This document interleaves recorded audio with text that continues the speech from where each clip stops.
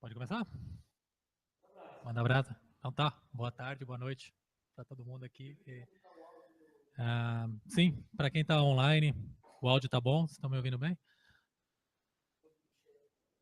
Isso, responde no chat que o Peplau tá ouvindo. Se tiver qualquer problema, avisem. Então tá, a ideia aqui hoje é conversar um pouco sobre Helix e Habitat, ou Habitat. Uma coisa é definir, eu vejo que muita gente ainda tem dúvida qual que é, o que é uma coisa, o que é outra, apesar de ser bem óbvio o que é uma coisa, o que é outra, ainda existe muito essa dúvida, principalmente porque o Habitat veio primeiro do que o Helix, então eu acho que isso causa mais confusão. Depois falar um pouco também sobre os princípios que suportam o Helix, as definições deles e guidelines, como usar ele e como que efetivamente usar na prática numa aplicação Sitecore. O Helix não é só princípio, ele também te dá bastante guidelines, como fazer a arquitetura do seu projeto em Sitecore. Não é nada novo, mas vocês vão ver aqui. Então, primeiro falando da diferença dos dois, o Helix ele é mais sobre princípios, ele é uma série de princípios de desenvolvimento de arquitetura e as guidelines de como implementar isso, e o Habitat, na verdade, é só uma implementação, um projeto que usa os princípios do Helix, embora o Habitat veio primeiro e o conceito depois foi extraído e criado uma documentação em cima disso. Existem outros projetos Habitat em Helix, Habitat não é o último, não é o único.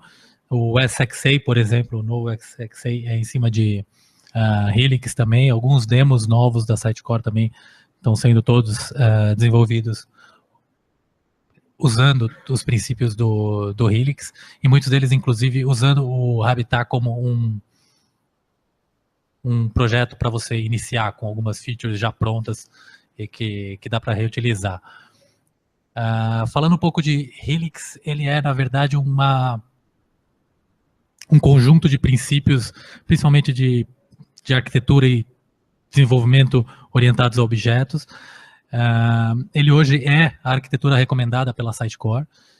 Se você vai desenvolver um projeto novo, é uma recomendação oficial da Sitecore hoje.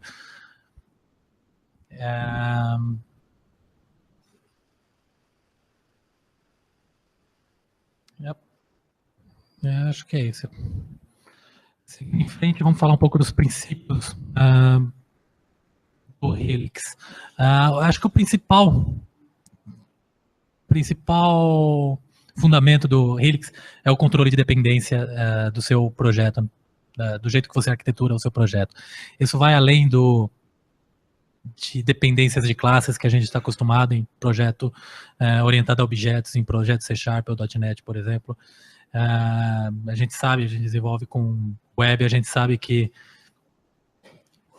desenvolvimento web não é simplesmente código C# e classes .NET. A gente também tem HTML, JavaScript, CSS, imagens, ícones, todos os assets de web. E com o Sitecore ainda você tem, acho que, mais 2 itens, que um é arquivos de configuração e itens. Um item no Sitecore pode definir, pode mudar o comportamento de alguma funcionalidade que você está implementando. Então, ele é, na verdade, um asset, e as dependências desse asset também têm que ser controladas, também têm que ser gerenciadas de forma para você reduzir no futuro o custo de manutenção do seu projeto. O Helix, ele define por padrão, 3 camadas, que é Project, Feature e Foundations. É só uma divisão conceitual, e essa divisão, ela, na verdade, ela é feita por níveis de estabilidade, podemos dizer assim.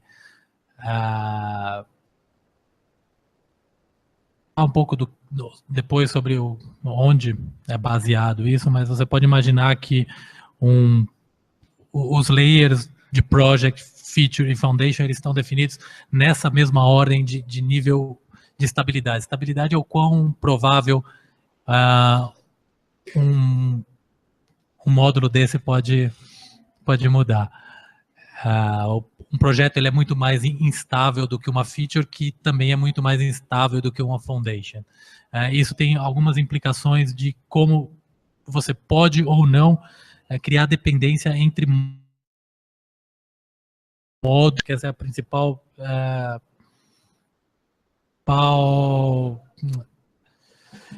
em termos práticos, isso é a principal coisa desses layers. Em termos teóricos, é realmente o nível de estabilidade do que você está criando. Eu falei em módulos, então o Helix ele é baseado no Component Based Architecture do Martin Fowler, se eu não me engano, e a palavra componente foi retirada aqui e usada modules ao invés, porque a gente sabe que Insight Core componente pode ser confundido com outra coisa.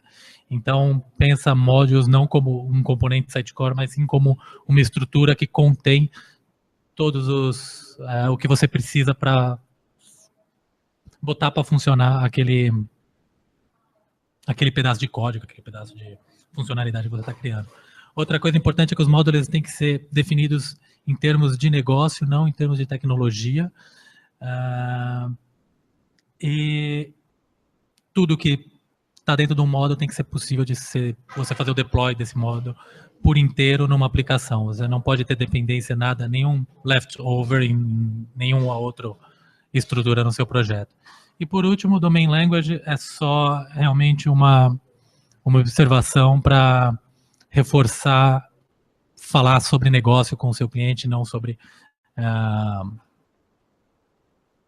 tecnologias. Tá bom? Sim. Sim. Aí fica ruim para mim. Aí eu fico ouvindo minha voz aí, eu não consigo falar. Então aqui eu tenho um gráfico de layers em azul, ou verde, aqui está azul, seria o layer de project, em laranja ou marrom, o layer de features, e layer de foundation embaixo. Você pode ver um agrupamento, esse agrupamento pode ser feito, simplesmente um agrupamento teórico. Isso não significa que os módulos podem ter dependência entre si, por causa desse agrupamento. Com exceção do layer de foundation, você não pode ter uma dependência entre dois módulos para ser compliant com o Helix.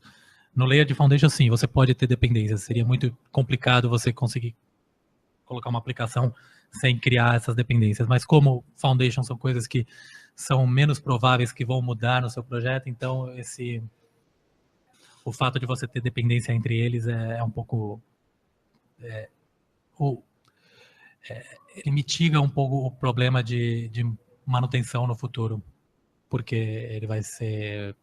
dificilmente você vai mudar alguma coisa do Foundation. A única remarca aqui no Foundation é que você não deve ter dependência cíclica entre eles, o que em .NET é um pouco até óbvio, que você não consegue fazer, inclusive, um deploy de um projeto que tem uma dependência cíclica. Então, essa é a única restrição em termos de dependência para o layer de Foundation, e os layers de features e project sem referências um ao outro, eles têm que ser independentes.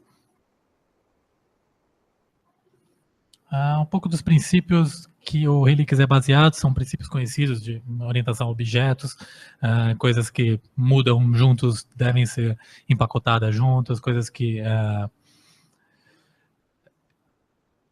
têm em comum, que têm o mesmo tipo de funcionalidade devem ser empacotadas juntas, elas não devem ter dependência uma nas outras. Princípios de coupling, não sei, de acoplamento. Também o Helix usa esses princípios como base teórica para ele, que é a direção da estabilidade, que a gente viu nos nossos layers ali. Uma coisa que acontece também é que as camadas com maior estabilidade geralmente têm um nível de abstração maior do que camadas de negócio com menos abstração e que são mais sensíveis à mudança. E a questão a cyclic dependencies here que você pode ter dependências na camada de foundation, desde que elas não sejam acíclicas, e um pouco de solid que não impacta diretamente o Helix, mas está aqui em cinza só para lembrar que também são práticas importantes em qualquer projeto, não exatamente só no Helix. Um pouco mais de base teórica de onde foi tirado o Helix, o Component Based Architecture, que eu já falei, que são os módulos, é só renomeado, e o B2 Language, que vem do Eric Evans, também para você, como técnico, desenvolver uma linguagem comum entre você, técnico, e o pessoal de business. Isso reflete, inclusive, no nome dos seus módulos, nome de tudo que você cria em termos de código. Avançando um pouco mais termos práticos, eu não sei se vocês já tiveram a oportunidade de ver o Habitat, a estrutura de projeto.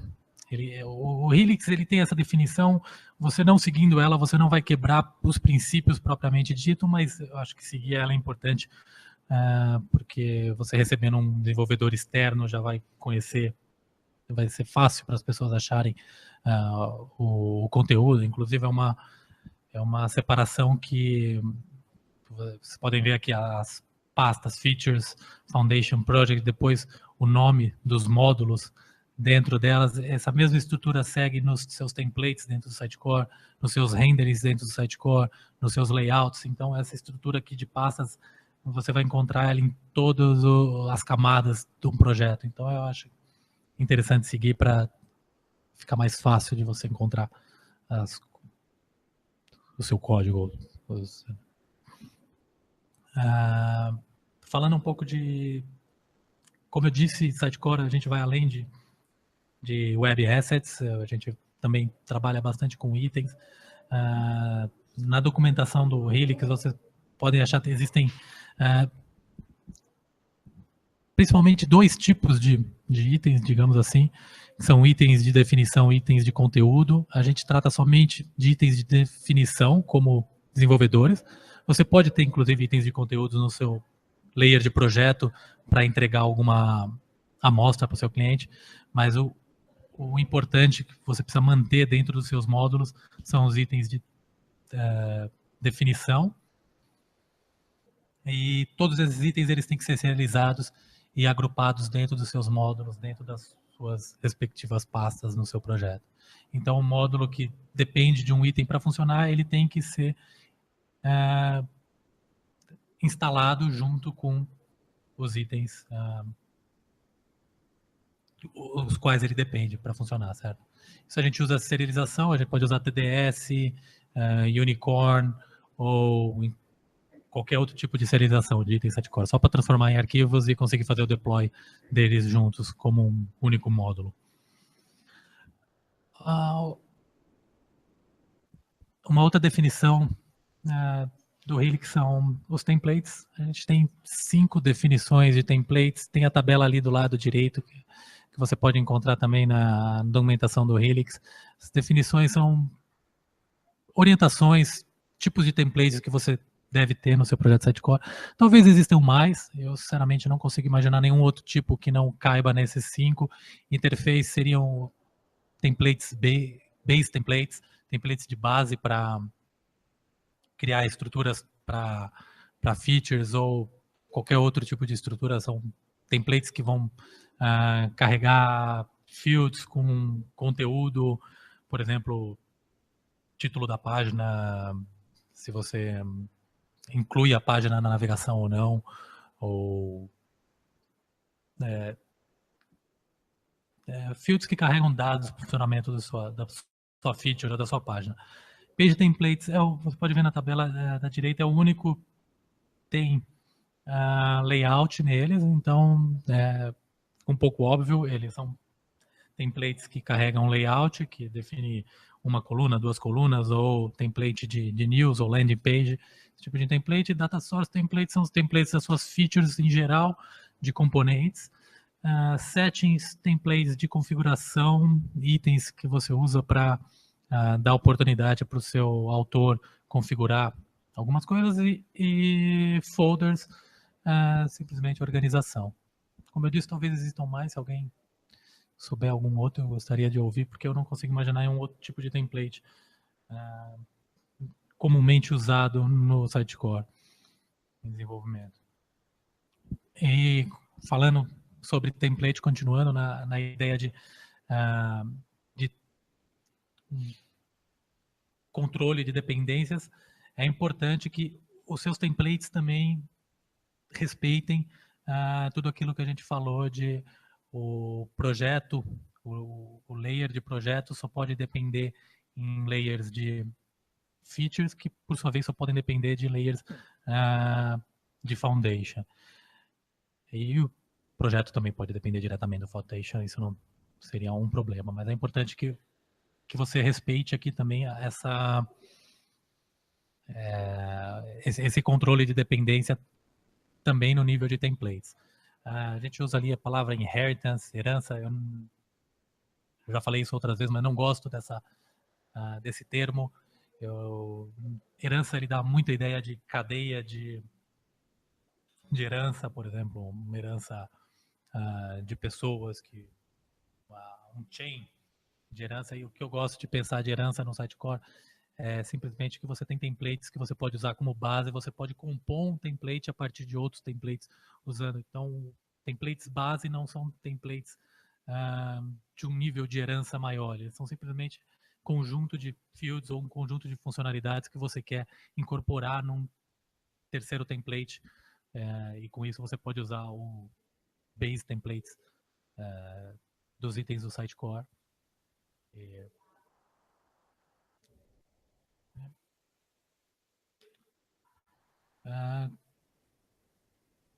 Continuando, uma outra guideline do Helix, uso de referência diretamente de código, usar os IDs, parece óbvio, mas posso dizer que muitos projetos Sitecore usam o nome do field direto no código, o que facilita muito você criar a dependência de uma feature para outra.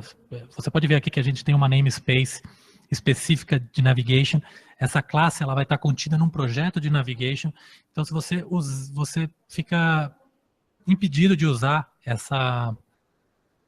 um field de navigation, a não ser que você explicitamente cria uma dependência no seu projeto Visual Studio, eu estou dizendo, você cria uma referência para um terceiro projeto. E fazendo isso, fica claro que você está gerando uma dependência. Então, isso ajuda não só no IntelliSense, mas ajuda também você evitar gerar dependências entre projetos de maneira desapercebida. Falando de layout, são um pouco a mesma estrutura que eu comentei de pastas. Eu acho que não tem nada muito complexo em termos de padrões do Helix. Um padrão geral, não só do Helix, mas da Sitecore, é usar um layout por device somente. Pode ser que existam casos você precisa de mais, mas em geral tenta limitar um mínimo de 1 ou 2 por device. Balanceamento de uma outra recomendação do Helix e da Sitecore, de um balanceamento de flexibilidade nos layouts. Algumas páginas devem ser flexíveis em termos de componentes para que o autor crie, algumas outras um pouco mais restritas. Isso depende muito do negócio, então é uma coisa importante para se balancear no começo do projeto, principalmente, como que você vai gerenciar isso. Falando um pouco de renders, de novo, mesma estrutura de página, Project Feature, Foundation e os módulos, então, para encontrar um render, você facilmente consegue encontrar na sua árvore. Você também facilita a serialização desses itens e deployment. Uma das coisas que é um desafio causado por essa limitação de dependência são os data source locations dos renderings. Você sabe que no Data Source Location você precisa definir uma pasta no projeto. Imagine que você está criando uma feature aqui, uma feature de navegação, por exemplo, e você precisa definir uma pasta onde os seus componentes vão ser criados, e essa pasta ela está dentro de um layer de projeto, não de um layer de feature. Então você não pode gerar uma dependência direta entre um projeto e a sua feature. Sua feature não precisa saber do website que está implementando ela. E no Sitecore isso é uma limitação. Então existem basicamente duas estratégias para lidar com isso. Uma é criar um padrão de nomenclatura de pastas, e aí usar Sitecore Queries para definir o local da onde vão ser criados os data sources dos seus componentes. E uma segunda alternativa é uma que é inclusive implementada pelo Habitat, que ele é um tipo de inversão de controle onde você define somente um nome no seu Data Source Location e você dá o controle para o seu projeto implementar aquele nome e dizer aonde que vai ser colocado aquele data source. Então você passa o controle para uma camada de cima. É um tipo de inversão de controle de orientação a objeto aplicada aqui em itens no Sitecore. Uma outra coisa que pode ser problemática é compatible renderings. Não é muito usado, mas você não pode criar compatible rendering entre diferentes features. Somente dentro da mesma, você poderia criar isso. Então, se houver a necessidade de criar compatible renderings em diferentes features, você tem que ou dizer não para o seu cliente, não dá, por limitações técnicas, ou então ver a possibilidade de implementar as duas coisas dentro de uma mesma feature. Isso depende geralmente de uma análise.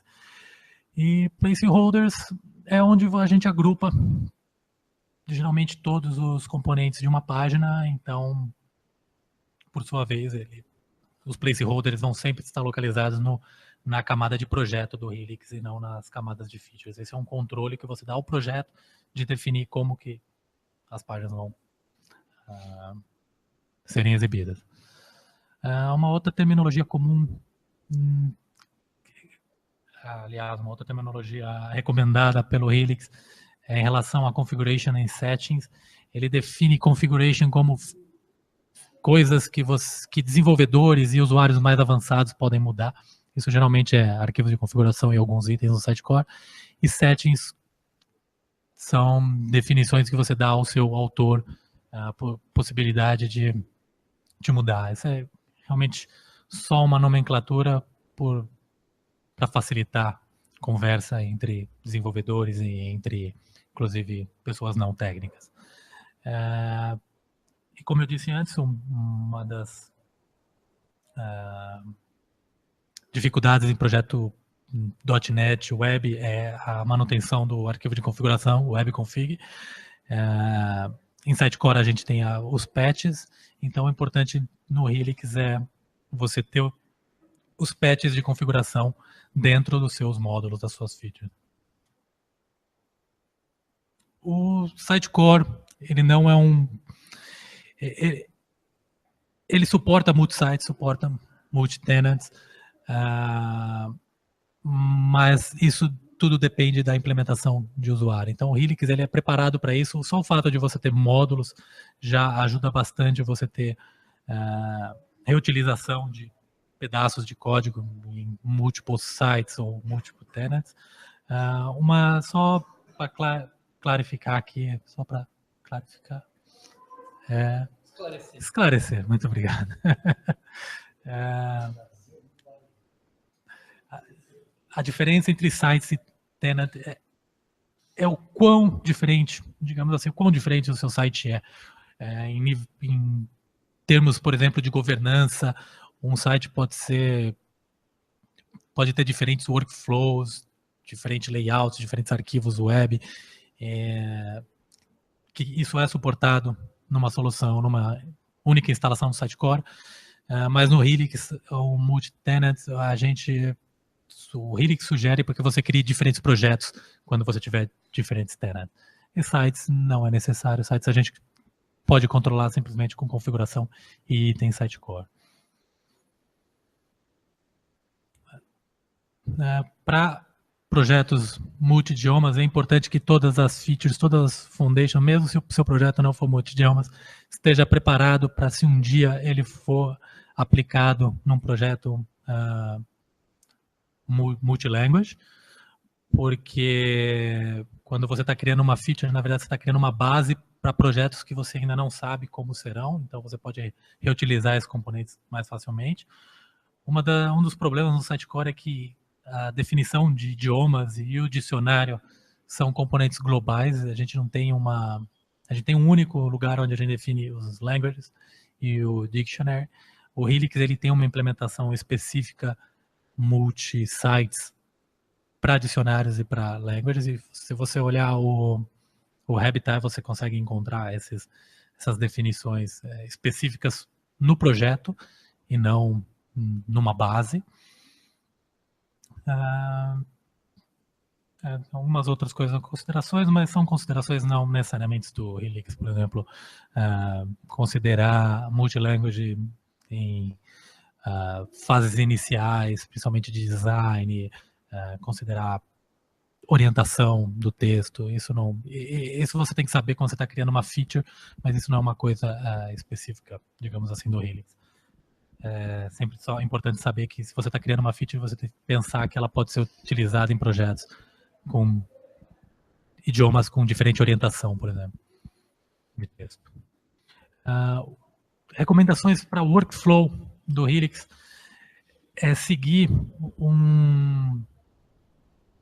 o conceito de única responsabilidade, Single Responsibility Principle, onde você cria roles para simplesmente definir uma única coisa. Por exemplo, você define que aquela role é de um autor e aquela outra role é de um approver, e não misturar esse tipo de role, por exemplo, com uma role que define, que limita acesso a um pedaço específico na sua árvore.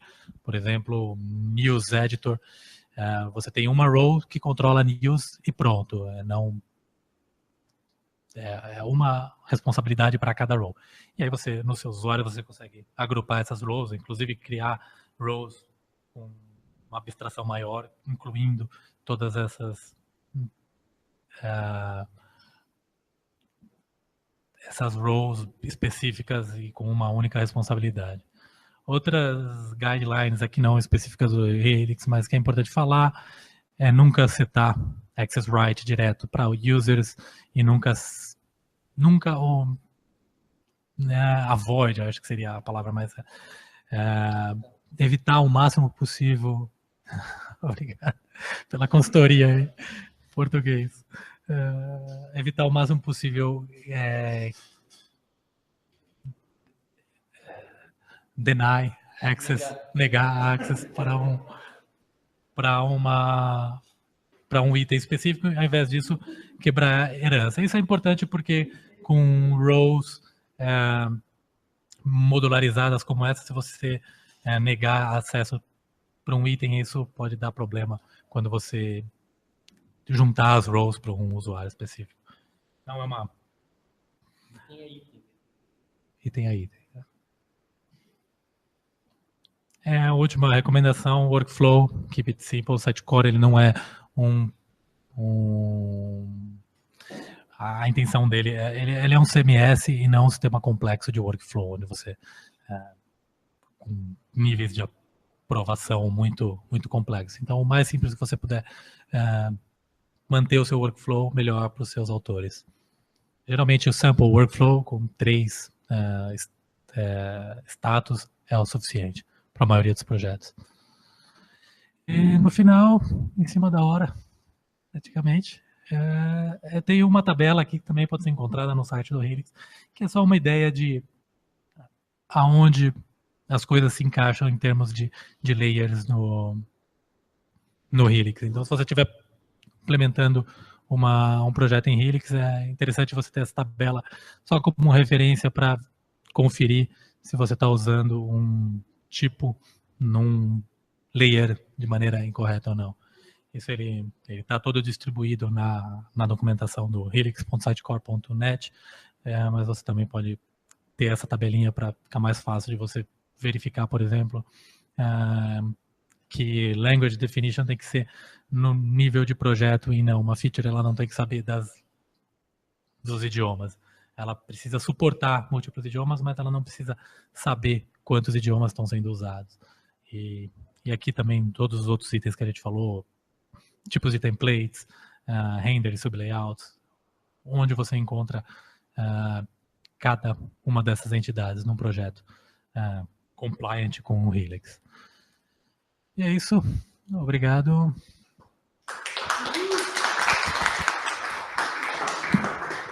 Pessoal, vou abrir para perguntas então, lembrando que o palestrante vai escolher a melhor pergunta para ganhar um brinde aí de Sitecore, que o Sitecore mandou para nós, tá? Quem quer fazer a primeira pergunta aí? Hilux. Alguém aí? Vai lá, João. Obrigado, João. Se não tiver pergunta, ou foi muito boa ou foi muito ruim. Eu tenho pergunta. Eu queria fazer isso aqui, ó. Só rapidão aqui. Pode falar, pode falar. Sabe de algum projeto Sitecore que usa essa estrutura? Sabe de empresas que estão usando isso e qual que é o feedback deles? Eles reclamam se é difícil usar ou é fácil? Qual que é a curva de aprendizagem, adaptação aí? É muito boa a pergunta. Eu estava, inclusive, programado para falar sobre isso durante a apresentação, acabei me esquecendo. Mas, sim, existem empresas, existem parceiros que utilizam o Helix. Ele não é uma ideia simplesmente teórica, ele é aprovado em alguns parceiros, eu acho que principalmente na Pentia, se eu não me engano, que foi da Pentia, é um parceiro que era, no passado, parte da Sitecore, hoje é um parceiro somente. Eles utilizam ele e outros parceiros também utilizam essa estrutura. Pentia. É um parceiro do Sitecore. Eles utilizam há algum tempo essa estrutura e assim, é provado, não é só teórico, muitos clientes usam, e é comprovado que reduz realmente a manutenção, o custo de manutenção dos projetos. Embora eu acredito que o custo inicial de um projeto seja um pouco maior quando você começa com o Helix, somente por curva de aprendizado, e por algumas dificuldades que você acaba enfrentando no meio. Quando é fácil falar que uma feature não pode depender da outra, mas quando você começa a desenvolver, não dá 5 minutos e você começa a ter desafios. Como que eu não vou depender dessa feature? Eu preciso depender. E aí você precisa parar e pensar e definir estratégias para não fazer isso. E isso geralmente, principalmente no começo, demora um pouco mais. Então, um projeto, inicialmente, ele é um pouco mais caro, mas a manutenção dele no futuro se torna mais barata.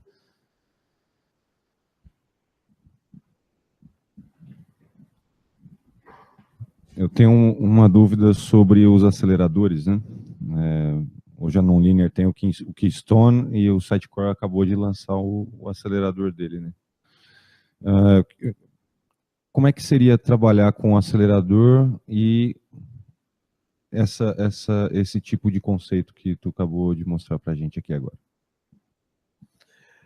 A sugestão seria que o acelerador implementasse esse conceito do Helix. O acelerador da Sitecore, o Sitecore Experience Accelerator, ele sim é baseado no Helix.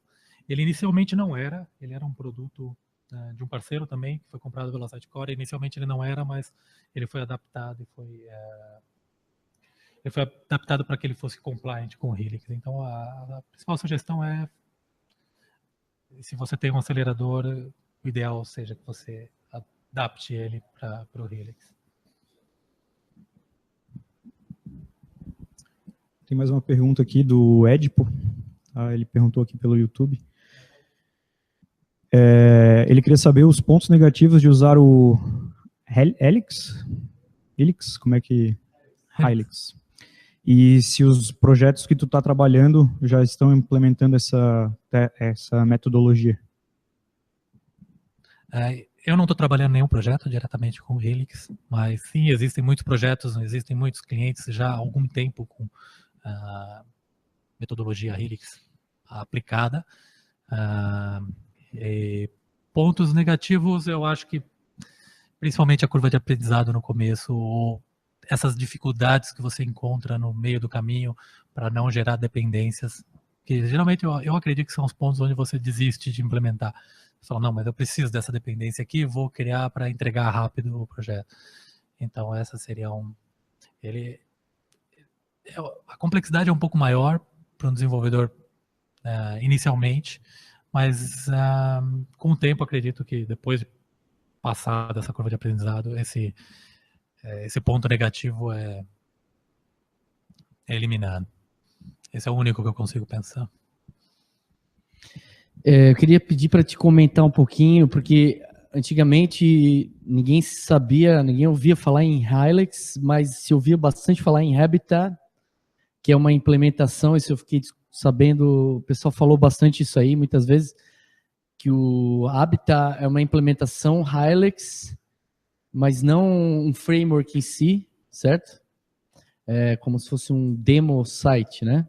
Mas a propensão é que as pessoas usem aquilo as is, meio que imitem aquilo, né? Eu vi no momento que você mostrou as organizações, os folders do Visual Studio lá, da solução, que aquilo basicamente são projetos separados, que vão ter suas DLLs separadas sendo compiladas, etc. A minha pergunta é se você já viu a implementação do Hilux seguindo os mesmos princípios, só que sendo implementado de outra forma, ou se toda a implementação que você viu aí seguia mais ou menos os padrões ali do Habitat. Todas que eu vi seguiam os padrões do Habitat. O Habitat ele veio primeiro do que o Helix, ele é uma implementação e já com os conceitos aplicados, mas a ideia de extrair esse conceito, criar uma documentação para ele e normatizar ele, digamos assim, veio depois do Habitat. E hoje ele é, inclusive, recomendado. Ele veio de parceiros, hoje ele é recomendado pela Sitecore. Não há um problema usar definições, principalmente em organização de pastas diferentes. Eu não vejo isso como um grande problema. Seria interessante você ter para manter um padrão entre projetos Sitecore, mas o principal realmente são os princípios, não quebrar os princípios, independente de como você organiza isso. Uhum. Mas aí, tipo, por exemplo, poderia se usar, ao invés de vários projetos em folders separados, um projeto para cada uma daquelas camadas e talvez namespace para separar. Você tem que pensar, aí você começa a ter limitações de como fazer, por exemplo, o deployment de uma única feature. Se você tem o mesmo projeto, começa a complicar um pouco a independência. Primeiro fica mais fácil você gerar dependências de maneira desapercebida entre eles, e um segundo problema com isso seria o deployment com projetos separados. É mais simples você conseguir fazer. Teria que ir tudo ou nada daí, né? Nesse cenário que eu falei. Nesse cenário que você falou, Fala um pouquinho da documentação do Hilux também. Eu soube que eles estão aceitando contribuições. Não estou sabendo. Tem o GitHub aberto lá. Tem uma documentação oficial, helix.sitecore.net. Não sei se... Tem o GitHub lá. Tem o GitHub. Eu passo, depois eu boto na legenda lá a URL. Lá, então.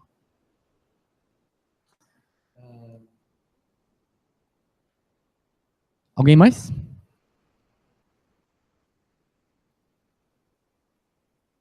Chat aqui também não, então é isso aí. Isso aí. Valeu.